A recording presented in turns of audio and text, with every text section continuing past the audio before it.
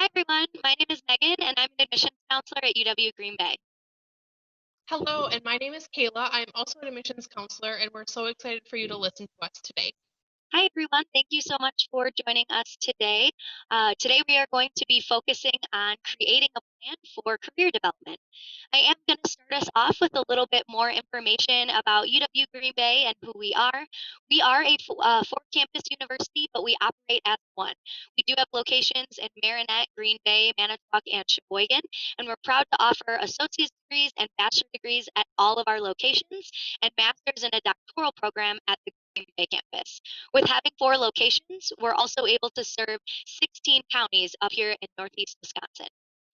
We would love for you to tell us a little bit more about yourself. So if you could please take a moment to fill out some more information by using that QR code on the slide. While you do that, I'm going to tell you just a little bit more about why UW Green Bay is so great. First off, we have access. Like I mentioned before, we serve 16 counties in Northeast Wisconsin. With our additional locations now offering bachelor's degrees, students are able to stay more local to their own community. We're also small. Our average class sizes range between 15 and 30 students, depending on which campus you're on.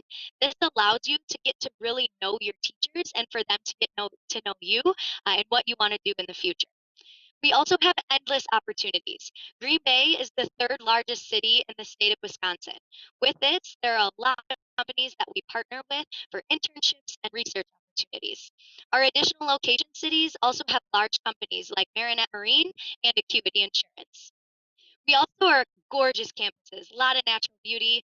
3 out of the 4 of our campuses are located right on Lake Michigan or the Bay of Green Bay. Sheboygan is located on a large wooded terrain, and there's natural beauty no matter where you look. We're also incredibly affordable. Tuition ranges between just over $5,000 to about $7,800 per year. Also, keeping in mind other costs like housing and meal plans, you're going to find a lot of affordability here at UW Green Bay. But now, how are we actually going to career plan today? What we're going to use is a theory called transition theory. This is very popular within the career planning realm. Essentially, it's used all over the world. Is really on the place in life where individuals currently are at so that you can then better plan for the future. It focuses on your current situation, your identity of self, the supports you currently have, as well as some strategies in order to pursue whatever it is that you want to do next. We're going to talk about each of these different areas throughout this presentation. It's important to also think about which of these areas are easier for you to identify than maybe some of the other ones. We're going to talk about more of this at the end, but please keep that in mind while we're moving through the presentation today. So to start, let's talk about some of your career interests. You might have been asked the question since you were very, very young, what do you want to be when you grow up? Think of this as that question. What do you want to be when you grow up? What we want you to do is identify multiple. You don't have to pick just one, but we also want you to be as specific as possible. So instead of just generally working with kids, you'll see the example up here is you want to be a fifth grade teacher. If you're really creative, try and find something that's more specific, like a graphic artist. Instead of maybe just thinking about the medical field, is there something more specific you're interested in? Maybe you want to be a physical therapist. Please take a moment to write these career interests at the top of your sheet in the section labeled career interests. Feel free to pause the video here if you need a little bit more time to think. As your career fits you as a person, there's research to support that students work in a career that is congruent with their personality, such as what they love to do, what types of people they can relate to, the types of environments that fit them, and they're more successful and overall happy when they align with these things. To start this workshop, we're going to dig into these 3 key pieces to consider. This can be just as important as considering the type of education that is required. First, we'll dig into yourself and what you love to do. So in the self section on your worksheet under what I like to do, write the answers to the 8 questions. They're going to be continued on the next slides, and I will read out each question, and feel free to pause the video at any point if you need more time to think about your answers. When you have free time and no one is telling you what to do, what do you like to do? What is your favorite subject in school and why? If someone asked you what your favorite interests are, what would you say? What kinds of problems do you like to solve? What fascinates you? What could you talk about for hours? What types of movies do you like? What about TV shows? What were you doing the last time you lost track of time? What types of websites, magazines, or articles do you enjoy reading? Again, feel free to take time and pause the video if you need. So now that we've identified a little bit more about what you like to do, we're going to dig into what types of people you feel you can most relate to. So I want you to imagine that you've received an invitation to a party of people that are your age or maybe a little bit older. You don't know any of them very well. On this next slide, you're going to see an aerial view of the rooms where this party is happening. Guests with similar interests have gathered in each of these different rooms. What I'd like you to do is write down which room you would like to go to first, second, and third. The letters that correspond with your rooms are what are called your Holland code. Holland types, which are the 6 different types you see on the screen here, relate to types of people as well as environments. It is said that you enjoy work more when you are around people who are compatible to your type. So again, please identify the 3 rooms and write these in the self section of the worksheet under who I relate to. In addition to writing the letters or the titles, please feel free to write down a few words or phrases that stuck out to you and made you select that room.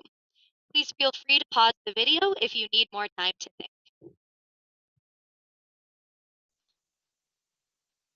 The type of work environment that you work in is another key part of being happy in your career.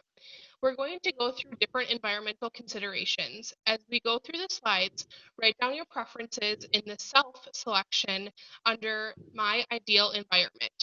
Students, do not feel free to answer, you don't have to feel free to answer every question, but definitely write down what sticks out to you as I read these questions. Feel free to pause the video at any point if you need more time to think. Do you prefer to work indoors or outdoors? In an office building, in a machine shop, at home, in an urban or suburban rural area, in many locations, in one spot, travel or no travel?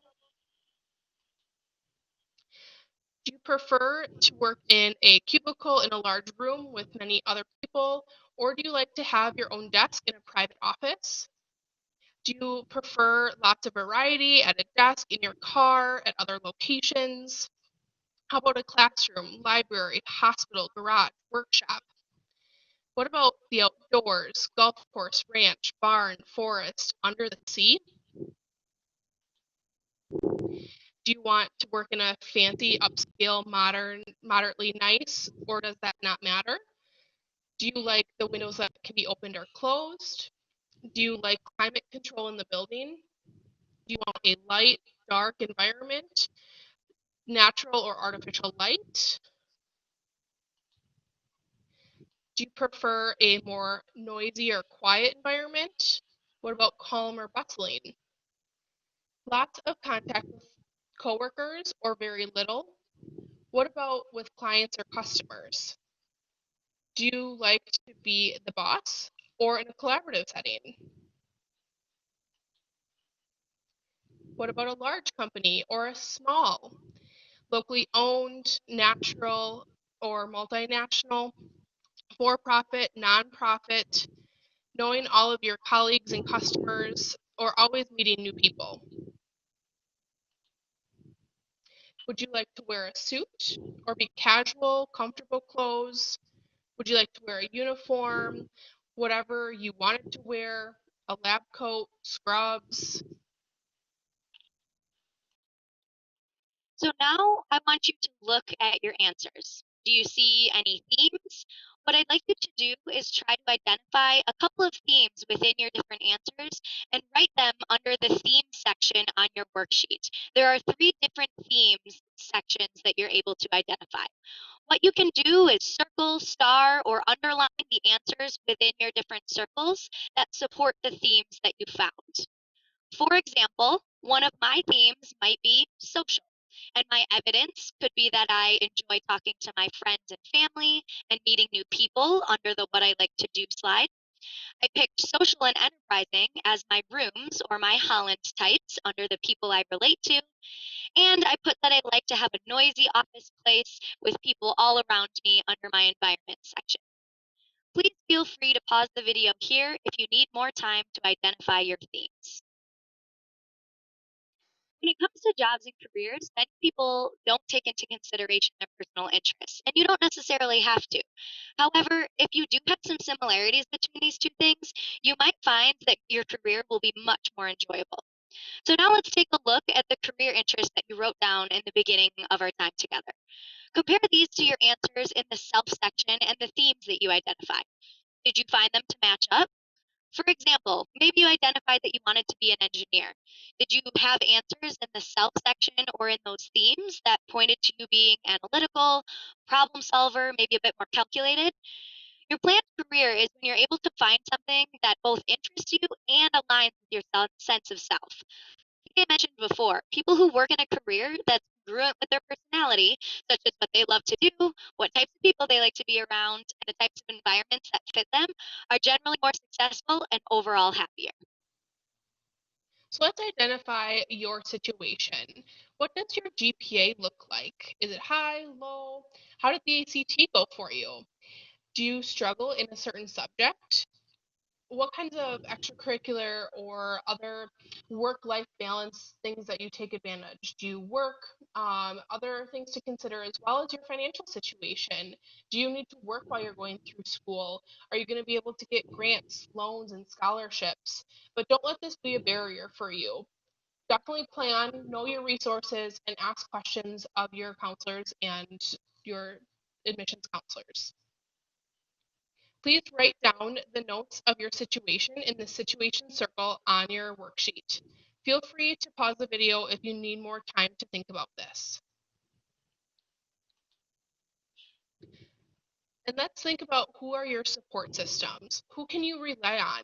Is it your parents, your counselors, teachers, friends, etc.? Feel free to write down notes about your support in the support circle on your worksheet. You can also copy over some of the most important parts of the front of the worksheet called in the self circle. Again, pause if you need more time to think about this. So now what we want to do is we want to put it all together. We want to take your identity of self, identifying the current situation that you're in, as well as the support systems that you have, and apply this towards planning your career. So you may need to do some research and figure out what type of degree you need for a specific job or career. Do you want to earn a degree? There are a lot of different options, from certificates, associate's degrees, to a bachelor's degree, master's degree, doctorate, and beyond. Do you maybe want to go into the military? Do you also want to get a degree? So would you want to do that before you go into the military or after? Or do you want to enter into the workforce right away? I am a great resource for you. I'm happy to discuss all of these questions with you of what your best option would be, what types of education you might need, and I'll make sure to provide my contact information at the end of this presentation so you can reach out.